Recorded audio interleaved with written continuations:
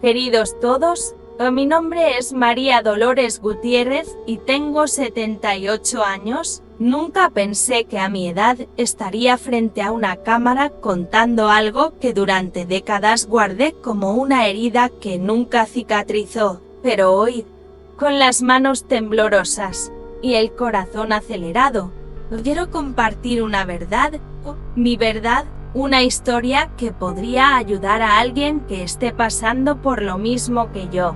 Esta no es una historia hecha para entretener, es mi vida, mi dolor y mi triunfo. Nací en Santa María Xadani, un pequeño pueblo de Oaxaca, donde todos se conocían, donde los secretos se escondían detrás de sonrisas amigables y donde las niñas aprendimos desde muy pequeñas que nuestro lugar estaba en la cocina. Pasé mi infancia rodeada del olor a maíz recién molido y el sonido de las tortillas que hacía mi madre todas las mañanas. Yo era la única niña entre 4 hermanos y lo que muchos consideraron una bendición para mis padres se convirtió en mi mayor desgracia. Mi padre, don Manuel, era un hombre respetado en la ciudad, un trabajador rural que llegaba todas las tardes con el olor a tierra impregnando su ropa. Mi madre, Concepción, era una mujer sumisa que inclinaba la cabeza ante cualquier orden y nos enseñó a mí y a mis hermanos que, en esta casa es ley lo que dice tu padre. Mis hermanos iban a la escuela mientras yo ayudaba en la casa. ¿Por qué estudiaría si se va a casar?, dijo mi padre cuando la maestra vino a preguntar por mi ausencia. Los días transcurrieron en una rutina que parecía normal para todos menos para mí. Soñaba con aprender, con leer los libros que veía en la biblioteca del pequeño pueblo. En secreto, mi hermano menor a veces me traía hojas de papel donde practicaba las letras que estaba aprendiendo. Éramos pobres pero dignos, dijo mi padre. Comida no nos faltaba gracias a la pequeña parcela de tierra que cultivábamos, y mi madre complementaba vendiendo dulces típicos en la plaza del pueblo los domingos. Todo cambió cuando cumplí 12 años.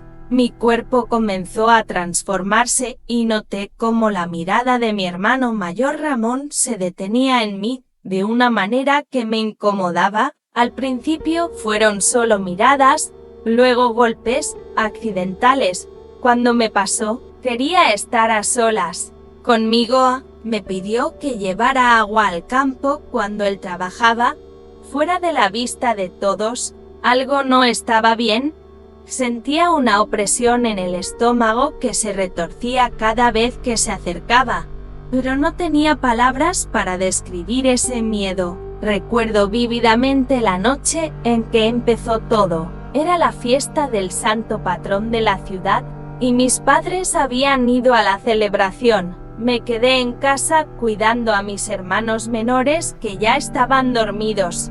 Ramón, que entonces tenía 17 años, decidió no ir a la fiesta. Me duele la cabeza, le dijo a mi madre. Ahora entiendo que todo estaba planeado. Estaba en la cocina, lavando los últimos platos cuando sentí su presencia detrás de mí. Su respiración agitada, el olor del mezcal que bebía a escondidas. «Te ves hermosa, Dolores», me dijo con una voz que nunca antes había oído salir de su boca. Intenté ignorarlo, continuar con mi tarea, pero él puso sus manos sobre mis hombros. «No me escuchaste», insistió. Estaba temblando como una hoja. Se me cayó un plato y se rompió, tal como se rompería mi inocencia esa noche. «Si dices algo, nadie te creerá. Dirán que me provocaste», fueron sus palabras mientras me arrastraba a mi pequeña habitación. Lo que pasó después es algo que he estado tratando de borrar de mi memoria durante años, pero las cicatrices en el alma no desaparecen tan fácilmente. Esa noche lloré en silencio, mordiendo la almohada para que nadie me escuchara, sintiendo como si algo dentro de mí se hubiera roto para siempre. A la mañana siguiente, cuando mi madre regresó cantando las alabanzas de la hermosa fiesta, no pude mirarla a los ojos. Quise gritar, contar lo que había pasado, pero las palabras de Ramón resonaban en mi cabeza. ¿Vas a destruir la familia? Papá se va a morir de vergüenza. Y yo, una niña de 12 años, llevaba este peso. Me convertí en una sombra, aprendí a moverme por la casa tratando de permanecer invisible, de evitar estar a solas con él. Pero esa primera vez no fue la última. El abuso continuó. Ramón encontró momentos, excusas, maneras de acorralarme cuando nadie podía vernos. A veces era en el granero, otras en el camino del río donde lavábamos la ropa. Mi cuerpo dejó de pertenecerme. Me sentí sucia, culpable, aunque en el fondo sabía que no había hecho nada para merecer ese infierno. Intenté dar señales. Dejé de comer. Mi alegría desapareció. Mi madre notó que algo andaba mal. ¿Estás tan callada, niña? ¿Qué te pasa? Ella me preguntó, pero cuando abrió la boca, las palabras se negaron a salir. ¿Cómo le dices a tu madre que su hijo mayor, su orgullo, es un monstruo?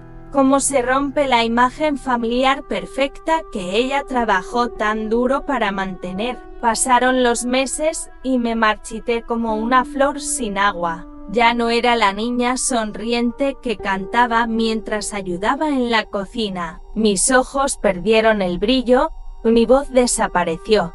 Los vecinos susurraban, esa niña está enferma de miedo, le echaron mal de ojo. Nadie sospechaba la verdadera enfermedad que me consumía, el miedo y la vergüenza. Todas las noches oraba a la Virgen pidiéndole que me acogiera en mis sueños, que me liberara de ese tormento. Pero todas las mañanas me despertaba con la misma pesadilla. Pasaron los años y aquella pesadilla se convirtió en mi realidad diaria.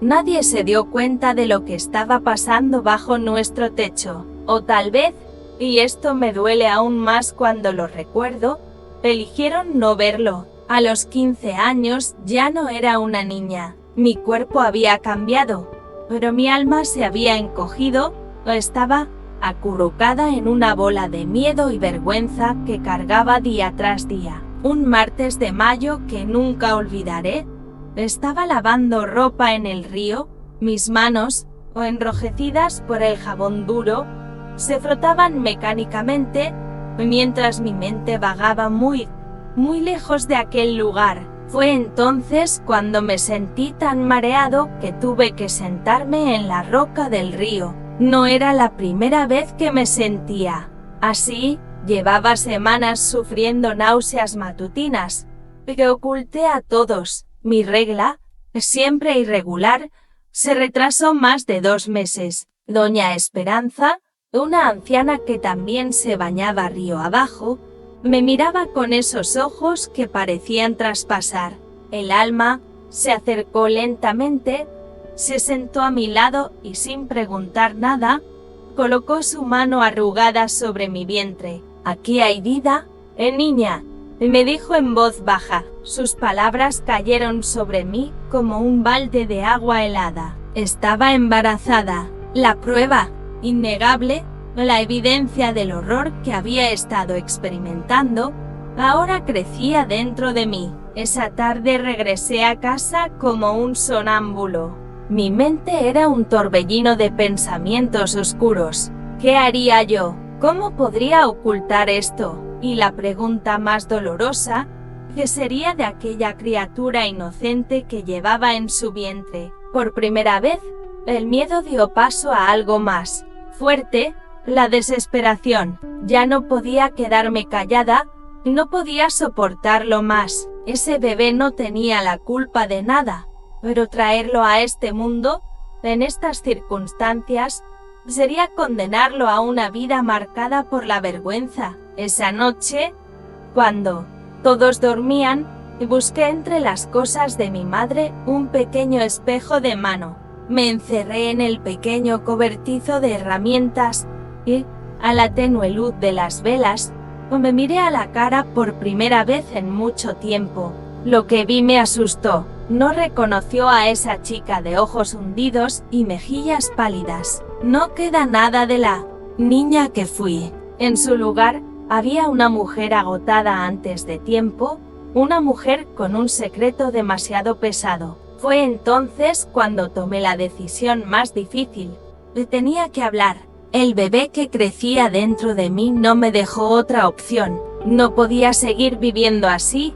No podía traer una vida a este infierno. Con las primeras luces del amanecer, esperé a que mi madre se levantara para preparar café. La seguí hasta la cocina y, con voz temblorosa, le pedí que hablara sola. Mi corazón latía tan fuerte que pensé que explotaría en mi pecho. «Mamá», le dije mientras las lágrimas empezaban a brotar, «Ramón me está haciendo cosas». Su rostro se transformó, esperaba confusión, dolor y tal vez incluso ira, pero lo que vi fue algo que me heló la sangre, incredulidad. «¿Qué estás diciendo, loca? No inventes esas cosas sobre tu hermano». Las palabras salieron de mi boca a toda velocidad, entre sollozos, e intentando hacerle entender. Le conté todo, la primera noche, las veces que siguieron, el miedo constante. Finalmente, temblando, dije, «Estoy esperando a tu hijo». «Madre». El silencio que siguió fue más doloroso que cualquier grito. Mi madre se dejó caer en una silla, con el rostro contraído. Por un momento, un breve momento, vi en sus ojos que creía en mí, pero entonces, como si cayera un telón. Su expresión cambió, se puso de pie, me agarró fuerte del brazo y dijo, entre dientes, «Aquí no pasó nada, ¿entiendes? Nada. Si estás embarazada es porque estás loca por algún chico del pueblo.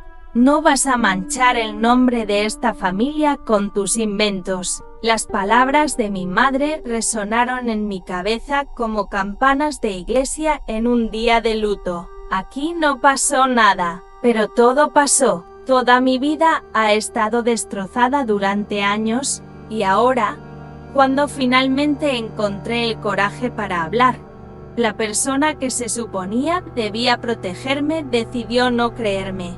O peor aún, elegí proteger el honor familiar a expensas de mi sufrimiento. Esa noche, acurrucada en mi camita, abrazada al vientre donde crecía la vida inocente, algo se rompió en mi interior, como cuando el río se desborda después de demasiada lluvia.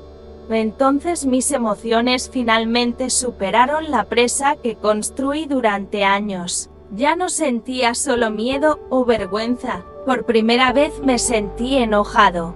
Una rabia pura y ardiente que ardía dentro de mí y me hacía temblar. Enfado con Ramón, que seguía viviendo como si nada, riéndose con sus amigos en la plaza, siendo él hijo ejemplar. Ira hacia mi madre, que prefirió creer que estaba mintiendo en lugar de afrontar la verdad.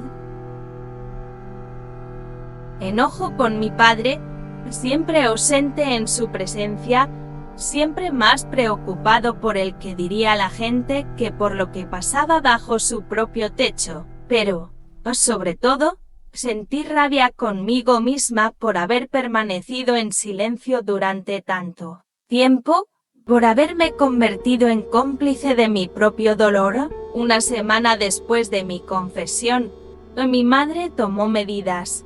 Me llevó con doña Soledad, una mujer de las afueras del pueblo conocida por ayudar a las chicas con problemas. No hubo preguntas, no hubo consuelo, solo instrucciones frías y precisas. Tomarás estas hierbas durante 3 días. Que nadie lo sepa. Si alguien pregunta, te sentirás mal. Mi madre no me miró a los ojos ni una sola vez durante esa visita. Lo que siguió fue un dolor físico tan intenso que casi borró el dolor del alma. 3 días de fiebre, sangre, lágrimas silenciosas mordiendo la almohada para que nadie pudiera oírme. 3 días en los que perdí no solo el niño que llevaba dentro, sino también cualquier esperanza de que algún día mi familia me protegiera. Mi madre entraba en la habitación solo para cambiar los trapos manchados de sangre y traerme una infusión de hierbas amarga. Sus ojos evitaron los míos. No hubo palabras entre nosotros, solo un silencio pesado. Al 4.º día, cuando la fiebre bajó y pude levantarme, me miré al espejo. La chica que me miraba era una extraña, pálido, demacrado, con ojos hundidos pero extrañamente brillantes. Brillante con determinación. En ese momento, mientras contemplaba mi propio reflejo abatido, tomé la decisión. Tenía que irme. No podía seguir viviendo en esa casa donde las paredes parecían encerrarme, donde cada rincón guardaba un recuerdo horrible, donde el silencio cómplice me asfixiaba. No tengo la culpa, me dije en voz baja, mirando esos ojos en el espejo, que sostenían mi mirada por primera vez en años. No hice nada malo. Estas palabras, tan simples, tal vez tan obvias para los demás, fueron una revelación para mí.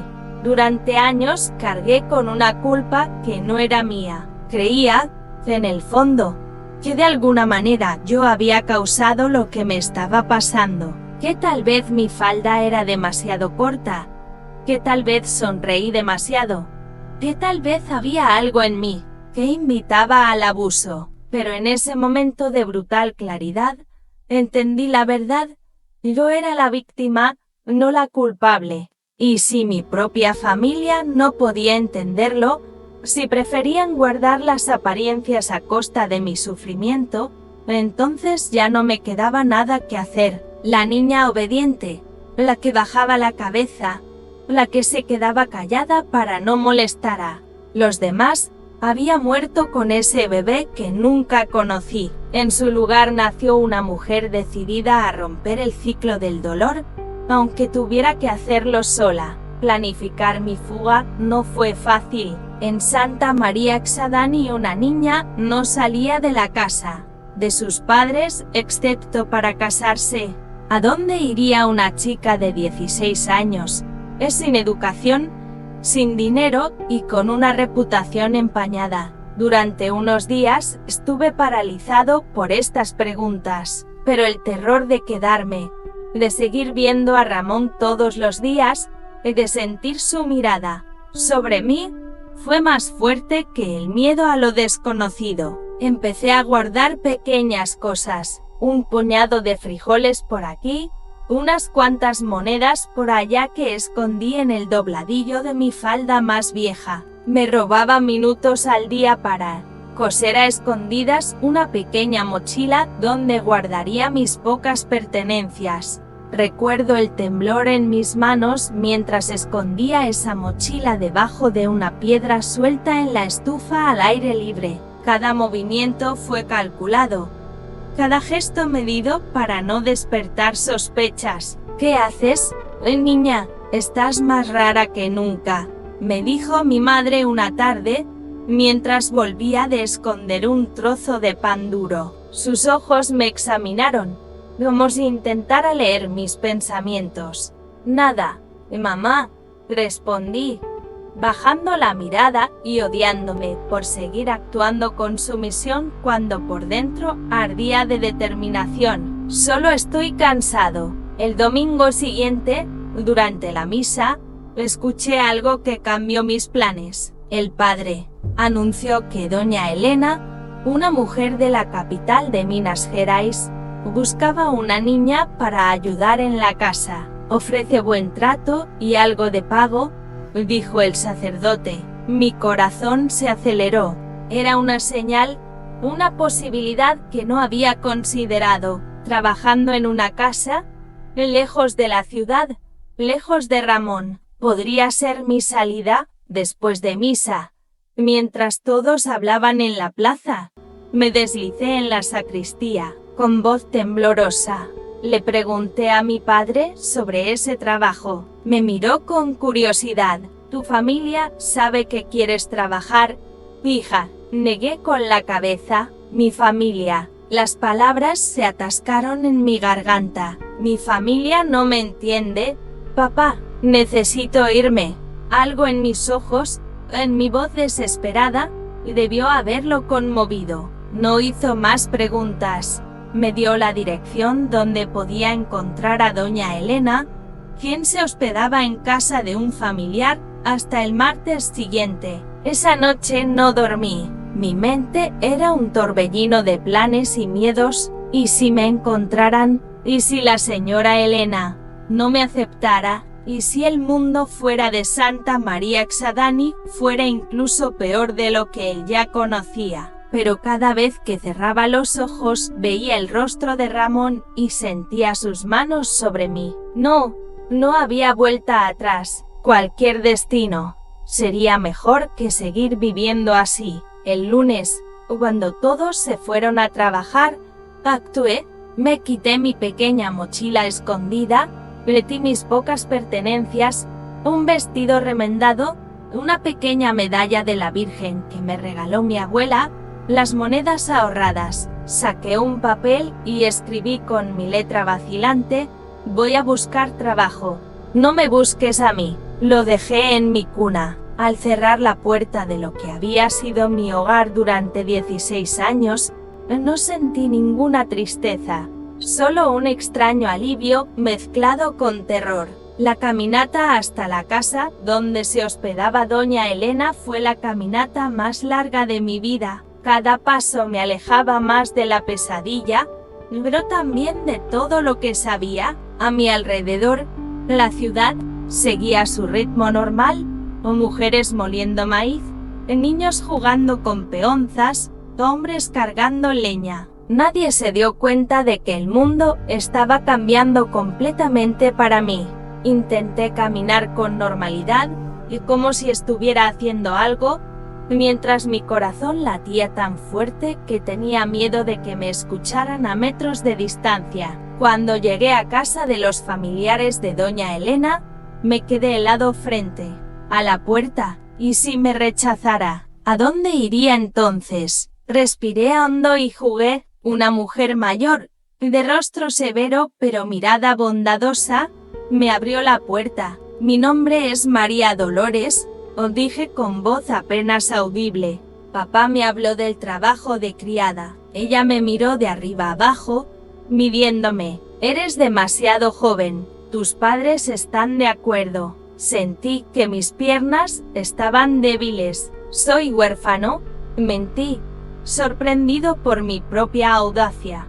No tengo a nadie. Los primeros meses en la capital Oaxaca fueron un contraste brutal con mi vida anterior. Doña Elena demostró ser una jefa exigente pero justa. Vivía en una casa grande de 2 pisos cerca del centro de la ciudad, con pisos de baldosas que limpiaba de rodillas todas las mañanas. Mi habitación era una pequeña habitación junto a la cocina, más grande que la que tenía en la casa de mi familia, pero igual de solitaria. Al menos aquí podría cerrar la puerta sin miedo. Aprenderás a ser un buen servidor, me dijo doña Elena el primer día. Eso significa discreto, eficiente y siempre disponible. Ella me enseñó a servir correctamente la mesa, a pasar sin dejar marcas, a hacer el café como a ella le gustaba. Trabajó desde el amanecer hasta que todos se fueron a dormir. Tenía las manos agrietadas por el agua y el jabón y me dolía la espalda de tanto frotar, pero cada noche, cuando finalmente descansaba en mi cama, pensaba: estoy lejos, estoy a salvo. Y eso fue suficiente. Pero escapar físicamente de Santa María Xadani no significaba que había escapado de los prejuicios y obstáculos que enfrentaba una niña como yo en aquel México de los años 60. Pronto descubrí que mi nueva libertad tenía límites muy estrechos. Los empleados decentes no salen solos, me advirtió doña Elena. Te daré permiso para ir a misa los domingos, pero debes regresar poco después. El mundo exterior todavía estaba cerrado. Para mí, un día, mientras hacía compras, vi un cartel que indicaba una escuela nocturna para adultos. Aprende a leer y escribir. Mejora tu futuro. Mi corazón dio un vuelco. Quería aprender. Siempre lo he hecho. Con mi poco dinero compré una libreta y un lápiz que escondí debajo del colchón. Esa noche, después de lavar los platos de la cena, me armé de valor y le pedí permiso a doña Elena para asistir a esas clases. Su risa fue como un latigazo. ¿Por qué una empleada doméstica quiere estudiar? ¿Crees que vas a ser maestra o qué? Tu lugar es aquí, sirviendo. Las chicas que andan por las calles de noche terminan mal. Sus palabras me dolieron más que cualquier golpe físico. Era la misma mentalidad que me encarceló en Santa María Xadani, solo que con otra cara, en otra casa. No me rendí. Empecé a estudiar en secreto, a la luz de las velas, cuando todos dormían. Con mis pocos conocimientos básicos de lectura, avancé lentamente, tropezando con las palabras o dibujando letras temblorosas. Un día me descubrió el hijo menor de doña Elena, un joven de unos 20 años que estudiaba en la universidad. Me quedé paralizado, esperando una reprimenda, un castigo, pero en lugar de eso, él sonrió. ¿Quieres aprender?, me preguntó, y algo en su voz, en su mirada sin malicia, me hizo asentir. ¿Puedo ayudarte?, se ofreció, pero debe ser nuestro secreto. Así comenzaron mis clases clandestinas. Marcos me trajo libros sencillos. Me lo explicó con paciencia, le corrigió sin burlarse de mis errores. Por primera vez en mi vida, sentí como si alguien viera en mí algo más que un sirviente, algo más que un cuerpo para usar o abusar. Pero la felicidad dura poco para quienes nacen en cunas humildes. Una tarde, doña Elena nos sorprendió. Estaba leyendo en voz alta un cuento que me había traído Marcos, totalmente absorto en el relato, cuando se abrió la puerta. El rostro de doña Elena cambió cuando nos vio juntos, su hijo enseñando a la criada. No gritó, no insultó, su furia era fría como el hielo. Recoge tus cosas, me dijo, no quiero mujeres resbaladizas en mi casa. En vano intenté explicarme.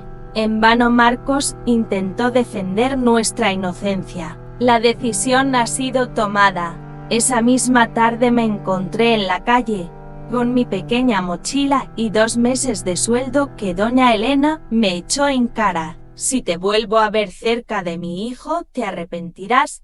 Fue su despedida. El mundo se derrumbó sobre mí. Yo era una chica de 17 años, sola, sin familia, sin hogar, en una ciudad donde no conocía a nadie. Lloré sentada en un banco del parque hasta que oscureció. No podía volver a Santa María Xadani, no después de haberme ido así, no con la vergüenza y el miedo que allí me esperaba, pero tampoco tenía a dónde ir en Oaxaca. Por primera vez desde que escapé, sentí que había cometido un error. Quizás el mundo era demasiado duro para una chica como yo. Esa noche dormí en el atrio de una iglesia, acurrucada como un animal herido, abrazada a mi pequeña mochila. El frío me caló los huesos, pero era el miedo lo que me mantenía despierto. Con los primeros rayos del alba comencé a caminar sin rumbo, buscando trabajo, algún lugar donde me permitieran quedarme. Pregunté en panaderías o en casas grandes, en pequeñas posadas. Las respuestas eran siempre las mismas.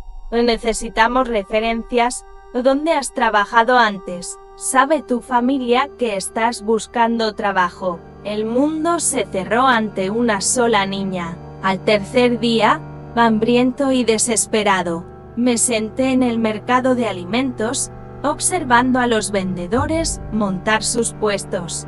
Una mujer mayor, de pelo gris recogido en una trenza y manos ásperas como una piedra de afilar, me observaba desde su puesto de hierbas. Después de un rato, me hizo un gesto para que me acercara. «Parece que no has comido en días, oh niña», me dijo. Su voz era ronca pero suave, como si las palabras vinieran directamente de la tierra. Sin esperar respuesta, me ofreció una tortilla con frijoles. Lo devoré sin pudor, con la desesperación de quien no sabe cuándo volverá a comer. «¿Tienes un lugar para dormir?», preguntó mientras comía. Sacudí la cabeza, avergonzado.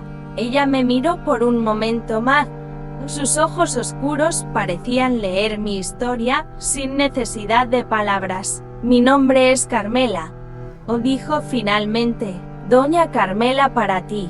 Vivo en las afueras, cerca del cerro. Necesito que alguien me ayude con las hierbas. No puedo pagar mucho, pero tendrás un techo y comida». Levanté la vista, incrédula ante lo que estaba escuchando. ¿Sería posible que existiera tanta bondad en un mundo que hasta ahora solo me había mostrado su lado más cruel? «¿Por qué me ayudas?», pregunté sospechosamente. Ella sonrió, mostrando una dentadura incompleta. «Porque alguien me ayudó cuando tenía tu edad, y porque esos ojos tuyos han visto mucho dolor para alguien tan joven». Esa tarde seguí a doña Carmela hasta su pequeña casa en la ladera. Era una construcción humilde, hecha de adobe y techo de paja, rodeada por un jardín silvestre donde crecían plantas de todas las formas y colores. El interior era sencillo, una sala principal con una estufa, una mesa de madera desgastada, y dos pequeños dormitorios separados por cortinas. «¿Vas a dormir allí?», indicó, señalando a uno de ellos. «Mañana empezaremos temprano. Hay mucho que aprender sobre las plantas». Así empezó mi vida con doña Carmela, la curandera del cerro, o como la llamaban en el pueblo. Los primeros días fueron de adaptación. Aprendí a distinguir el epazote de la menta, la cola de caballo del romero silvestre. Mis manos, ya acostumbradas al trabajo duro, ahora estaban ocupadas en diferentes tareas: moler hierbas en el metate de piedra, reparar tés y tinturas, o envolver raíces secas en hojas de maíz para su conservación. Doña Carmela no era una mujer de muchas palabras, pero cada frase suya contenía una sabiduría antigua, transmitida de generación en generación. «Las plantas no juzgan», me dijo una tarde mientras clasificábamos las flores de manzanilla. «No les importa quién los elige ni quién los utiliza, solo les importa la intención con la que los preparas». Me miró de reojo, con esa forma de hablar de una cosa, mientras en realidad habla de otra. «En esta vida, niña, lo importante no es lo que te pasó, sino lo que harás con lo que te pasó». Poco a poco le conté mi historia, no todos a la vez, sino en fragmentos, como si alguien arrojara pequeñas piedras a un pozo profundo. Escuchó, sin interrumpir, sin juzgar. A veces asentía, a veces suspiraba, otras veces simplemente continuaba con su trabajo, dándome espacio para que las palabras fluyeran a su propio ritmo. «No eres la primera, ni serás la última a la que le han robado la inocencia», me dijo un día, mientras preparábamos un medicamento para una mujer con una enfermedad uterina. «Pero eres uno de los pocos que tuvo el coraje de huir». La casa de doña Carmela se convirtió en un refugio, no solo para mí, sino para muchas mujeres de la ciudad. Llegaban con dolores que no siempre eran físicos, esposas golpeadas buscando hierbas para curar los moretones, niñas con sustos que en realidad eran miedos profundos, mujeres ancianas con aire en los huesos, que era la soledad acumulada de muchos años. Doña Carmela sirvió a todos por igual, con una mezcla de sabiduría herbaria y consejos prácticos envueltos en historias y refranes. «Tú tienes el don», me dijo una noche mientras comíamos frijoles y tortillas para una cena a la luz de las velas. «Tus manos saben hablar con las plantas, y tus ojos, que han visto tanto dolor, saben reconocerlo en los demás». Me entregó una pequeña libreta con páginas amarillentas. «Escribí todo lo que sé aquí. Es hora de que también aprendas a leer las plantas y no solo a recogerlas». A partir de ese día, además de las tareas diarias, doña Carmela me enseñó a leer y escribir correctamente, utilizando como texto su cuaderno de hierbas. «El conocimiento es poder», dijo, «y una mujer con poder nunca vuelve a ser una víctima». Los años con doña Carmela pasaron como agua entre nuestros dedos. Un día yo era una chica de 17 años asustada, y al parpadear me vi como una mujer de 25 años, con mis manos conociendo secretos ancestrales y mi mente llena de palabras que ahora podía leer sin tropezar. Mi cuerpo había cambiado. Se hizo más fuerte con el trabajo diario de recolectar hierbas en el cerro. Mi piel, antes pálida por el encierro y el miedo, ahora era del color del sol. El cuaderno de doña Carmela se convirtió en mi tesoro más preciado. Con el tiempo, agregué mis propias observaciones o dibujé plantas con características cada vez más seguras, escribí recetas que aprendí o modifiqué. Todas las noches, a la luz de las velas, practicaba la lectura con libros que compraba en el mercado de usados o que me prestaban algunos pacientes agradecidos. Leí de todo, novelas, poesía, historia, hasta un manual de anatomía que me ayudó a comprender mejor cómo funciona el cuerpo. Doña Carmela me miraba con silencioso orgullo. «Estás floreciendo», me dijo una tarde mientras preparábamos un ungüento de árnica. Ella no era una mujer de halagos ni de palabras dulces, por lo que su comentario me sorprendió hasta hacerme sonrojar. «Es por tu culpa», respondí honestamente. Ella sacudió la cabeza. «No, niña, solo te di tierra y agua. La semilla fuerte ya estaba dentro de ti». Poco a poco comencé a ver a algunos pacientes solo.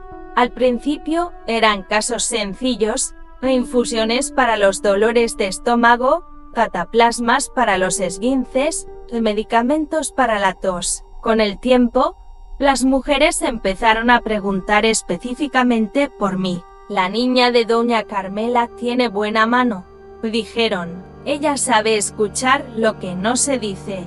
La última parte fue cierta. Mi propio dolor me enseñó a reconocer el sufrimiento escondido en los ojos de los demás. A los 27 años, con los ahorros de mi trabajo y la bendición de doña Carmela, compré un pequeño terreno, no lejos de su casa. Era solo un terreno con una construcción de adobe sin terminar, pero era mío, mi primer hogar propio, conquistado con el sudor de mi frente y la sabiduría de mis manos.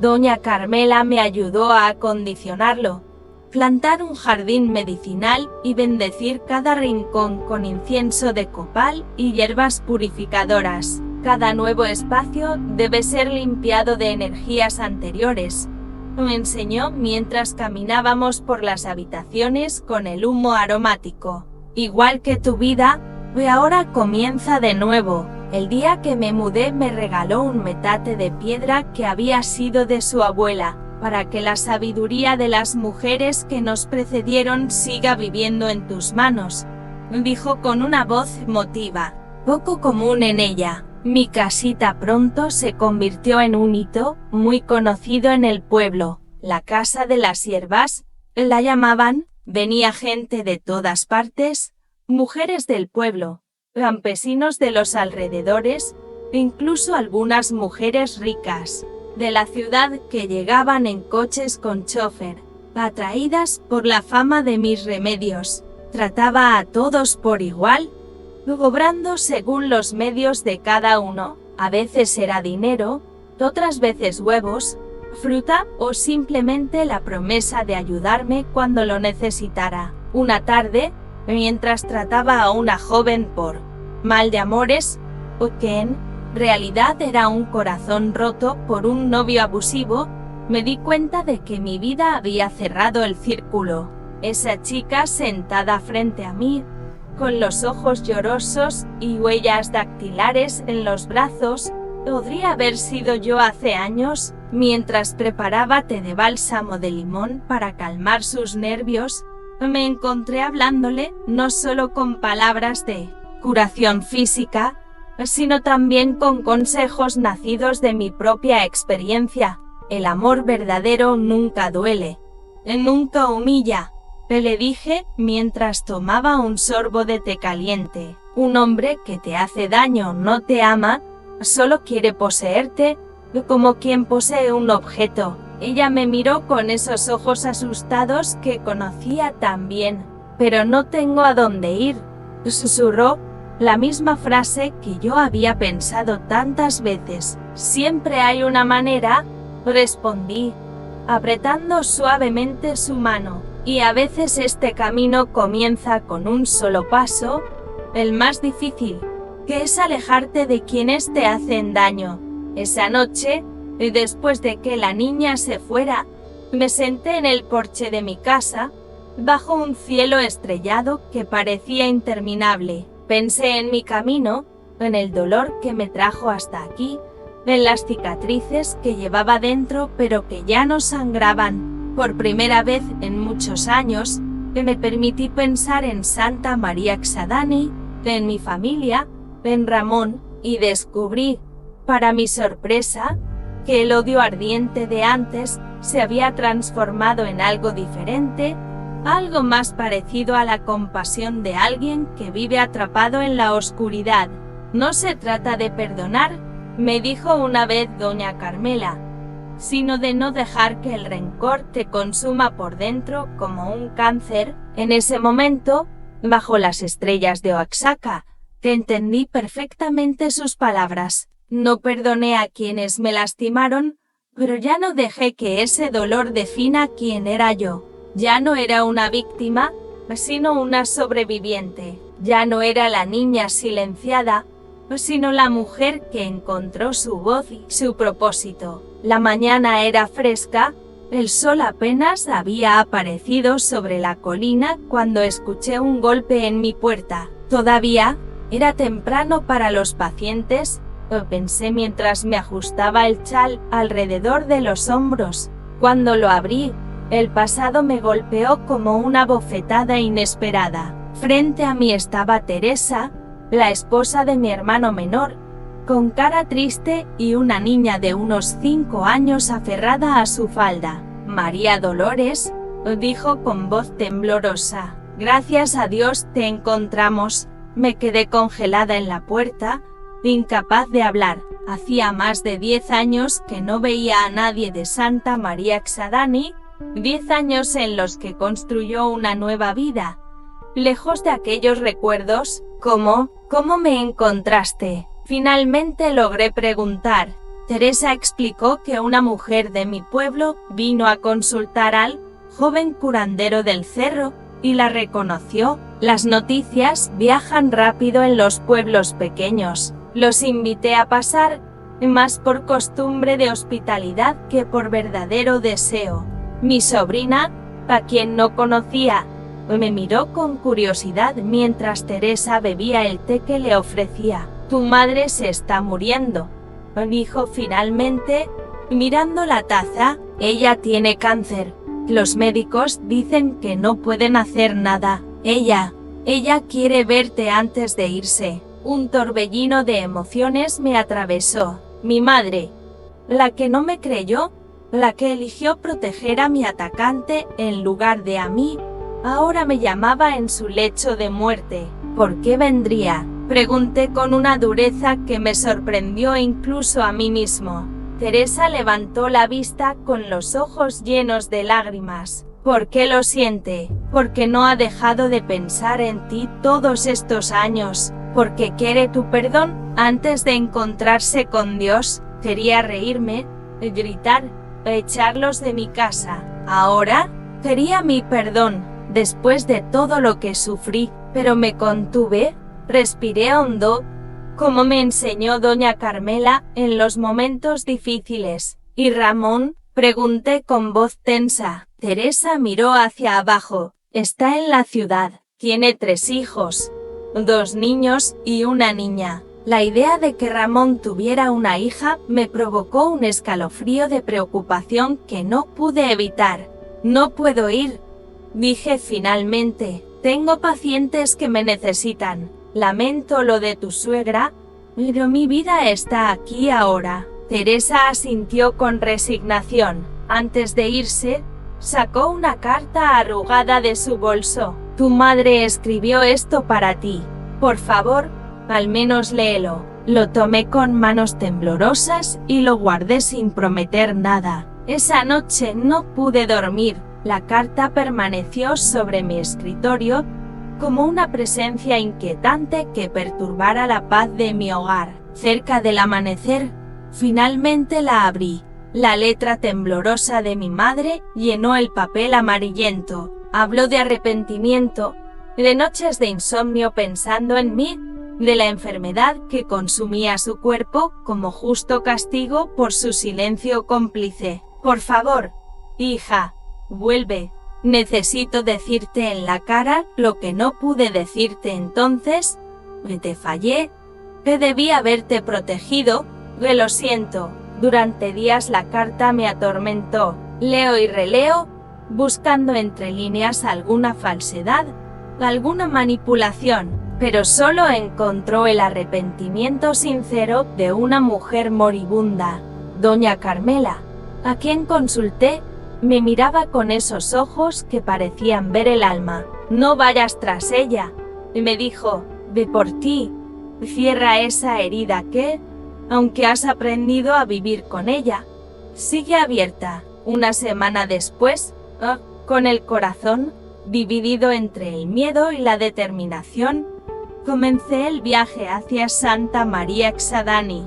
El camino me pareció eternamente largo y dolorosamente corto al mismo tiempo. Cada paso me acercaba a un pasado que intentaba dejar atrás. La ciudad no había cambiado mucho, las mismas calles polvorientas, la misma iglesia, las mismas miradas curiosas que seguían a los extraños. Pero ya no era el mismo. La casa de mi infancia parecía más pequeña de lo que recordaba, más frágil. Cuando llamé a la puerta, fue mi hermano menor, Pablo, quien me abrió. Se había convertido en un hombre que ya tenía canas en las sienes. Sus ojos se abrieron con sorpresa y emoción. María Dolores, viniste. Su abrazo fue cálido, sincero, el abrazo de un niño que ya era un hombre, pero que recordaba con cariño a su hermana. En el interior, el tiempo parecía haberse detenido y avanzado al mismo tiempo.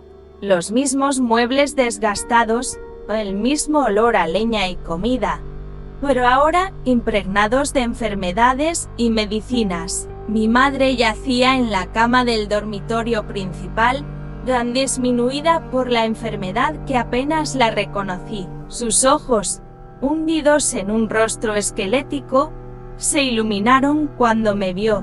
Mi niña, susurró con voz ronca, tú viniste. Me senté a su lado, en silencio. No había palabras para iniciar esta conversación que se había pospuesto durante tantos años. Ella fue la que habló primero, sus frases interrumpidas por la debilidad. Te fallé, debí creerte, debí protegerte. Siempre lo supe, en el fondo lo sabía, pero tenía miedo, miedo de destruir a la familia, miedo de enfrentar la verdad, miedo de mi propio fracaso como madre. Lágrimas silenciosas corrieron por sus mejillas hundidas mientras hablaba, Y entonces, justo cuando estaba a punto de responder, la puerta se abrió y ahí estaba él, Ramón, mayor, más gruesa, pero con los mismos ojos que atormentaron mis pesadillas durante años. Se quedó helado cuando me vio, como si hubiera visto un fantasma. El tiempo pareció detenerse mientras nos mirábamos, el atacante y su víctima, separados por metros físicos y un abismo moral. El tiempo pareció congelarse en esa pequeña habitación donde los fantasmas de mi pasado se materializaron ante mí. Ramón tartamudeó algo, dio un paso atrás como si estuviera viendo una aparición. Me levanté lentamente, sintiendo un extraño poder recorrer mi cuerpo. Ya no era la chica aterrorizada, ya no era la adolescente que se escapaba en la noche. Era una mujer adulta, respetada. Reconstruyó su vida a pesar de todo. «Sal de aquí», dije con una voz que no temblaba. «Esta conversación es entre tu madre y yo». Ramón miró a nuestra madre, como si esperara que ella interviniera como siempre había hecho en su favor. Pero esta vez cerró los ojos y volvió la cara hacia la pared.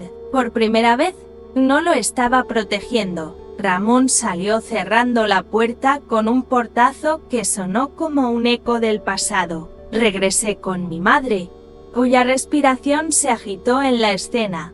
Me tomó la mano entre la suya huesuda y amarillenta. «Perdóname», suplicó. «No pasa un día en el que no me arrepienta de no haberte defendido». La miré durante mucho tiempo, recordando a la mujer fuerte que trabajó incansablemente, que soportó el abuso de mi padre, que nos crió lo mejor que pudo, dentro de sus propias cadenas invisibles. «También fuiste una víctima», le dije finalmente, «víctima de un mundo que te enseñó que el honor familiar estaba por encima de todo, incluso de la verdad, incluso del bienestar de tu hija». Lloró en silencio, apretando mi mano. «No vine a perdonarte», continué, «vine a decirte que a pesar de todo, sobreviví, me construí una vida, encontré propósito y paz, y también vine a liberarte de la culpa. No quiero que mueras cargando con este peso». Hablamos durante horas. Me contó cómo fue su vida después de que yo me fui, cómo el silencio sobre mi ausencia pesaba en cada comida familiar, en cada fiesta, cómo empezó a cuestionar sus propias decisiones cuando una vecina habló sobre el extraño comportamiento de su hijo mayor con otras niñas del pueblo. Me habló de mi padre, que había muerto 5 años antes sin saber nada de mí, fiel a su orgullo hasta el final. Cuando salí de la habitación ya era tarde. Mis hermanos estaban en la cocina, excepto Ramón. Pablo, el más pequeño, me abrazó nuevamente. Los otros dos, Miguel y José, me miraron con una mezcla de vergüenza y curiosidad. «¿Dónde has estado todos estos años?», Miguel preguntó. Les hablé de doña Carmela, de mi trabajo como curandera, de mi casita en el cerro. Les conté todo menos el dolor, las noches de lágrimas, los años de reconstrucción de mi alma destrozada. «Eso fue solo mío, quédate», sugirió Teresa, la esposa de Pablo, «al menos hasta que pase lo de mamá». Negué con la cabeza. «Regresaré mañana y pasado, mientras ella me necesite, pero ya no pertenezco aquí». La comprensión brilló en sus ojos. Este no era mi hogar, y nunca lo volvería a ser. Al día siguiente, mientras caminaba hacia la ciudad, vi a Ramón esperándome en la carretera. Mi corazón se aceleró con un viejo miedo, pero no me detuve. Se interpuso en mi camino, con los ojos rojos de quien no ha dormido o ha bebido demasiado, probablemente ambas cosas. «¿Viniste a destruir a la familia?», preguntó con una voz que intentaba ser amenazante, pero sonaba bastante asustada. «¿Viniste a decir mentiras sobre mí?». Me detuve y lo miré directamente a los ojos. No son mentiras. Oh Ramón, tú sabes perfectamente lo que hiciste. Todas las noches, durante años, desvió la mirada, como hacen los cobardes cuando se enfrentan a la verdad. Éramos niños, murmuró. Era un juego, nada más. La ira me inundó con una intensidad que casi me mareaba. ¿Un juego? Eso es lo que dices para dormir por las noches. ¿Sabes cuántas veces quise morir por lo que me hiciste? ¿Sabes cuántos años me tomó no sentir asco por mi propio cuerpo? Ramón se puso pálido. Por primera vez, escuchó el impacto real de sus acciones. Ya no ocultó tras el manto del silencio familiar. Se tambaleó, como si mis palabras fueran golpes físicos. Yo no sabía, tartamudeó. Lo siento. Dolores, lo siento mucho. No quiero tus disculpas, lo interrumpí. Ya son 30 años de retraso. No vine a buscar justicia. Ramón, porque no hay justicia posible por lo que me quitaste. Vine a despedirme de mamá y a decirte una cosa.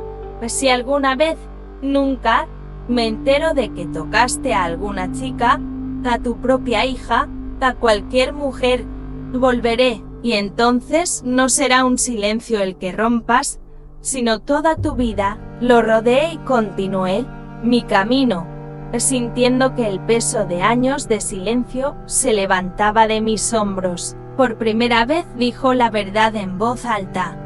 Toda la verdad, sin miedo a las consecuencias. La verdad ya no se le susurraba a doña Carmela en la oscuridad, ni se la compartía con otra mujer herida. Fue la verdad dicha a la cara del perpetrador, reclamando el poder que me fue arrebatado. Los días siguientes fueron extraños, suspendidos entre el pasado y el presente. Pasaba las mañanas con mi madre, cuya vida se iba apagando lentamente, como una vela apagada. Le hablé de mi trabajo, de las plantas que curaban y de la vida que construía. Ella escuchó, sus ojos brillaban con orgullo tardío, apretando mi mano como si temiera que volviera a desaparecer. Una tarde, mientras le peinaba el pelo cada vez más ralo, me miró con repentina lucidez. He vivido toda mi vida según reglas que no cuestioné, me dijo, reglas que decían que las mujeres debían callarse, obedecer y aguantar, reglas que me hicieron fallarle a mi propia hija. Besé su frente arrugada. ¿Tú no pusiste esas reglas, a mamá? Ella asintió débilmente. No, pero los perpetué. Fuiste más valiente. Rompiste la cadena. Al atardecer del quinto día, mi madre se fue. Ella se fue tranquilamente, mientras yo tomaba su mano y le cantaba una vieja canción de cuna que ella me cantaba cuando yo era niña. Su último aliento pareció llevar consigo el peso de tantos secretos, de tantos silencios. Cerré sus ojos con dedos suaves, agradecida de tener estos días para encontrar, si no el perdón, al menos la paz entre nosotros. El funeral fue al día siguiente. Asistió toda la ciudad, como es costumbre. Ramón permaneció distante, evitando mi mirada. Mis otros hermanos y sus familias me rodearon con un respeto nuevo, casi temeroso. Una vez terminada la ceremonia, Pablo se acercó. «¿Mamá te dejó algo?», me dijo, entregándome un pequeño paquete envuelto en un chal viejo. Lo guardó en un cajón y dijo que algún día volverías a buscarlo. Esa noche, en la casa vacía de mi infancia, desenvolví el paquete. Dentro estaba mi muñeca de trapo, la única que he tenido, con un vestido descolorido y ojos de botón, y al lado, un sobre amarillento. En el interior encontré una carta fechada apenas un año después de mi partida y un pequeño relicario de plata, el único objeto valioso que mi madre tuvo. La carta, escrita con letra temblorosa, hablaba de arrepentimiento, de noches de insomnio preguntándome dónde estaba, si sentiría frío o hambre. Hablo de pesadillas en las que me llamaba y no respondía. Ella hablaba de cómo empezó a cuestionar todo lo que creía que era correcto, todo lo que le habían enseñado sobre ser mujer, sobre ser madre. Si lees esto, quiero que sepas que creo en ti, siempre creí en ti, pero no tuve fuerzas para afrontarlo. Esta será mi carga hasta el día de mi muerte. Lloré esa noche como no había llorado en años. Lloré por la niña que fui, por la madre que no supo protegerme, por los años perdidos, por las vidas que pudimos haber tenido y no tuvimos, pero también lloré por la liberación, porque el círculo finalmente se había cerrado, porque la verdad, durante tanto tiempo silenciada, salió a la luz. Cuando regresé a mi casa en la colina, el mundo parecía diferente. Los colores son más intensos, el aire es más claro, como si me hubieran quitado de los ojos un velo que no sabía que existía. Doña Carmela me esperaba en la puerta, con esa manera de saber cuándo la necesitaba sin que yo se lo dijera. Ella me abrazó en silencio, y en ese abrazo sentí el apoyo de todas las mujeres que habían sobrevivido antes que yo, que habían reconstruido sus vidas a partir de las cenizas. «¿Has cerrado el círculo?», me dijo esa noche mientras tomaba una taza de té de menta. No fue una pregunta, asentí, sin palabras suficientes para describir lo que había vivido en Santa María Exadani. Ella tomó mis manos, ásperas y cálidas como la tierra misma.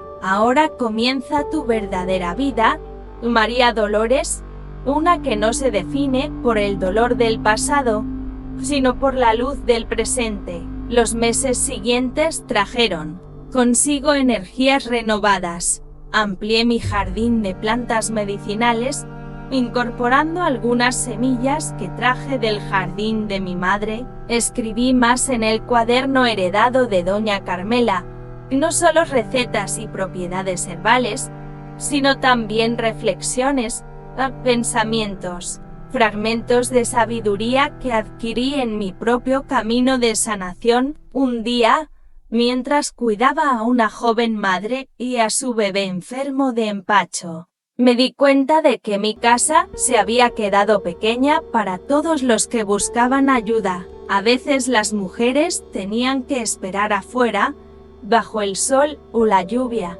«Necesito una casa más grande», le comenté a Doña Carmela, quien, ya muy mayor, empezó a pasar más tiempo en mi casa que en la suya. «El lote contiguo al suyo está abandonado», observó. «Perteneció a don Jacinto, que murió sin dejar herederos. Con mis ahorros y la ayuda de algunos pacientes agradecidos, pude comprar ese terreno. Juntos construimos una sala espaciosa con bancos de madera donde las personas podían esperar cómodamente y un espacio más grande para atender a quienes llegaban con problemas en cuerpo y alma». El día de la inauguración de la nueva sala fue una pequeña fiesta.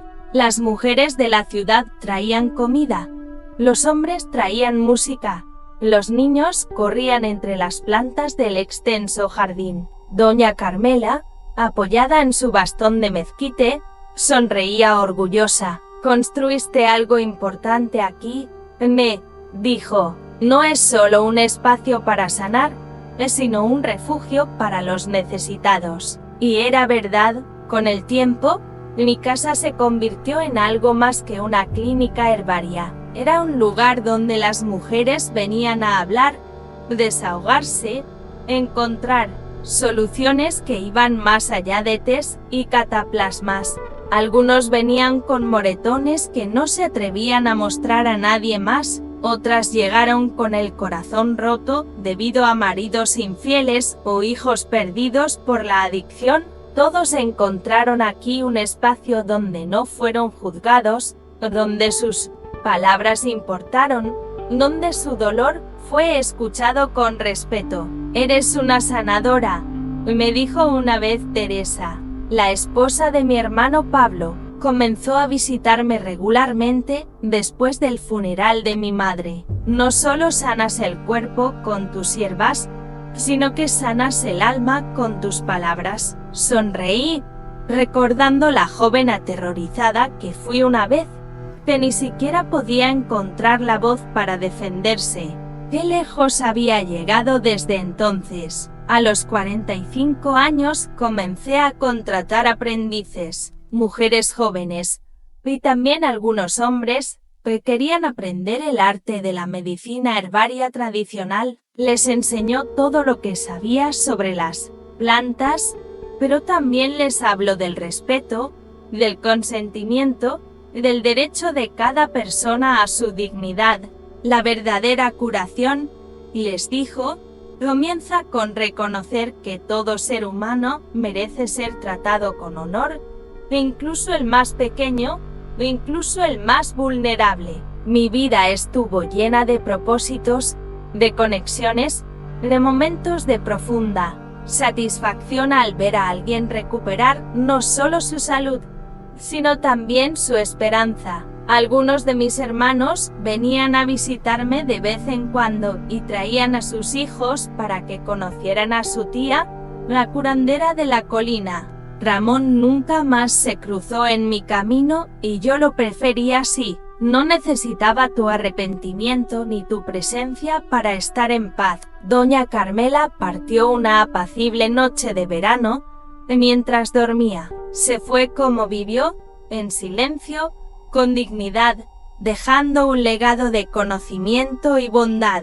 Lamenté su partida como se llora a una madre, porque eso era lo que ella había sido para mí, la madre que me dio una segunda oportunidad, que me enseñó cómo sanar y cómo ayudar a otros a sanar. Heredé tu casa, tus libros, tus instrumentos de curación, pero su mayor legado fue que me mostró que siempre hay un camino hacia la luz, incluso para aquellos que han conocido la oscuridad más profunda. Ahora, a los 78 años, miro hacia atrás con la serenidad que solo el tiempo y la aceptación pueden brindar. Mi cabello, una vez negro como la obsidiana, es completamente blanco. Mis manos, que han preparado miles de medicinas, están nudosas y manchadas por el sol y las hierbas. Mi cuerpo lleva las marcas de una larga vida, no todas placenteras,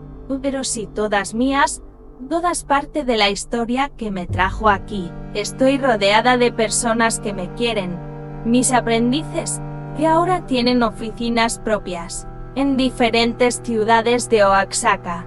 Algunos sobrinos que se han mantenido en contacto conmigo a lo largo de los años, vecinos y amigos que se convirtieron en familia elegida. Mi hogar sigue siendo un lugar de curación y aprendizaje, aunque mis aprendices más jóvenes ahora atienden a la mayoría de los pacientes, mientras yo observo y aconsejo desde mi silla junto al fuego. Algunas noches, cuando el dolor de la artritis me mantiene despierta, pienso en la niña que fui, en el largo camino recorrido. Pienso en cómo un acto tan horrible y destructivo no pudo, al final, destruirme. No fue fácil. Hubo momentos en los que casi me di por vencido, cuando el dolor parecía demasiado difícil de soportar. Pero cada paso, cada pequeña victoria, cada día que elegí seguir viviendo,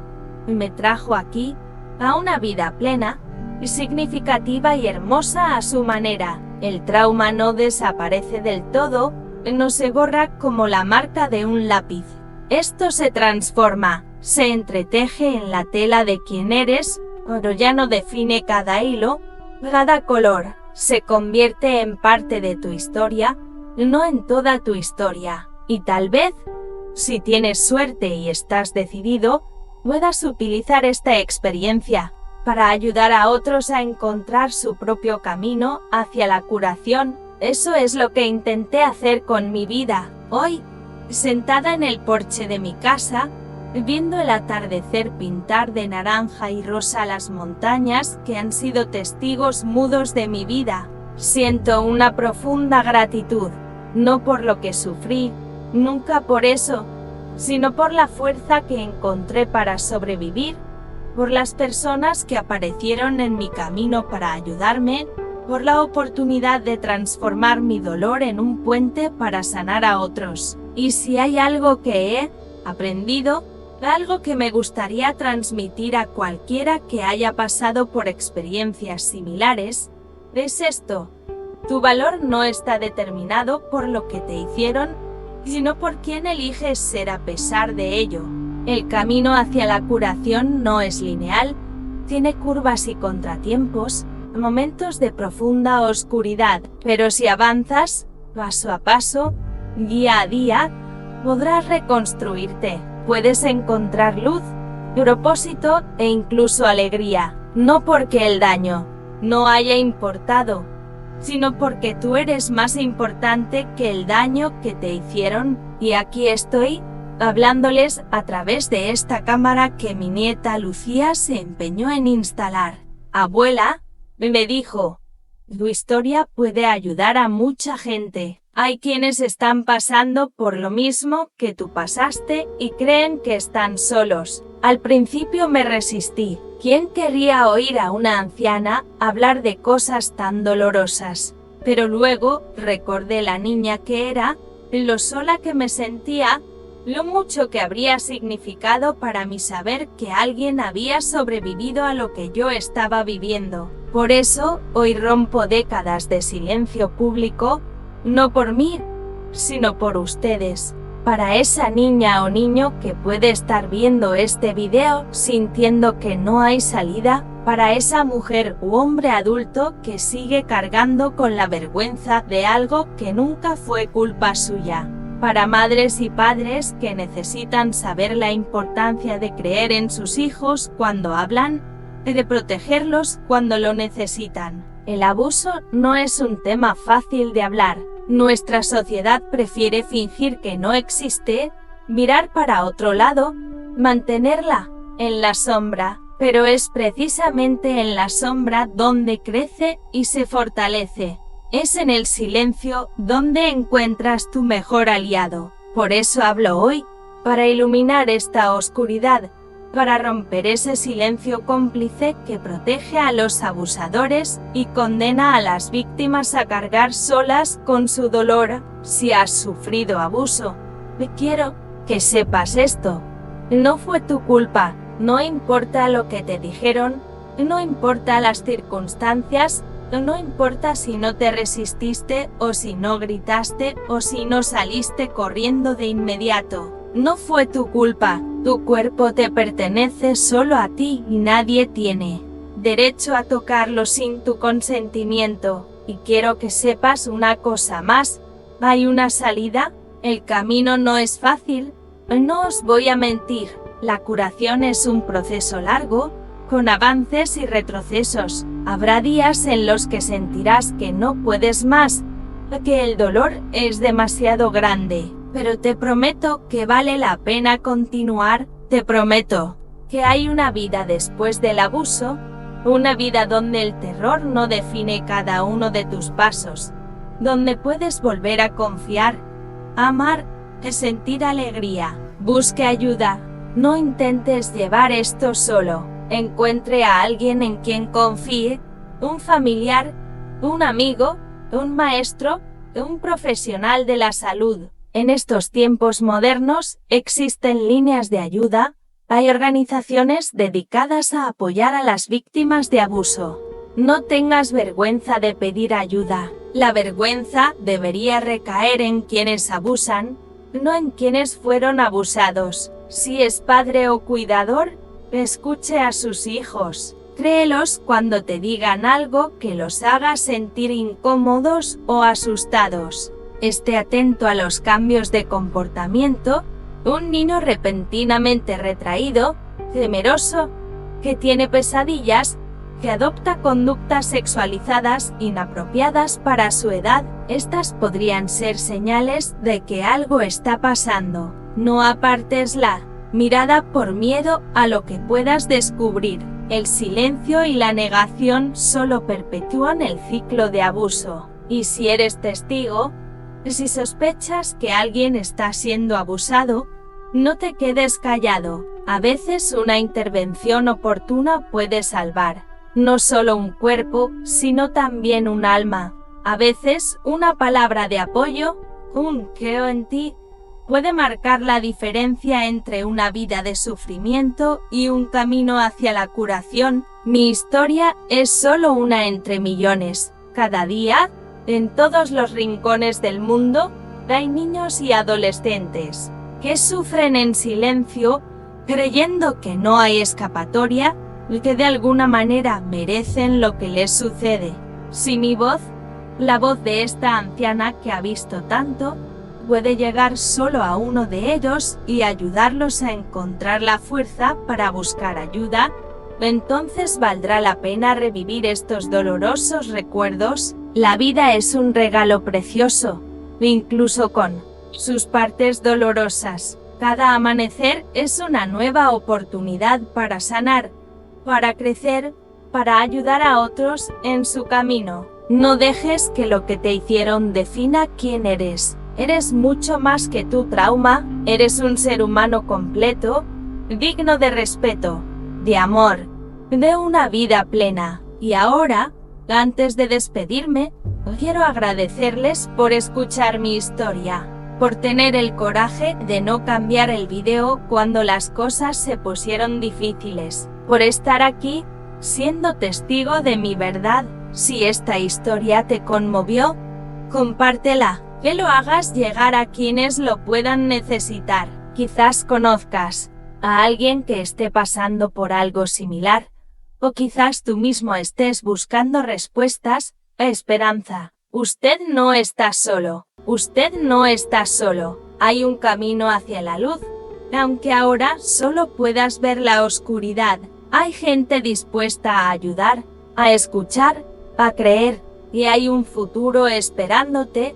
Un futuro donde el dolor, aunque nunca desaparecerá por completo, ya no tendrá el poder de definir quién eres. Si te gustó este vídeo, dale me gusta y suscríbete a este canal. Hay muchas otras historias de mejora que pueden inspirarte y ayudarte en tu propio camino. Y si quieres compartir tu historia, hazlo en los comentarios. A veces, poner en palabras lo que experimentamos es el primer paso hacia la curación. Gracias por escucharme. Gracias por ser parte de este momento de verdad y liberación. Hasta el próximo vídeo, donde otra abuela valiente contará su historia de superación. Nos vemos pronto y recuerda, tu valor no está en lo que te hicieron, sino en quién eliges ser a pesar de ello.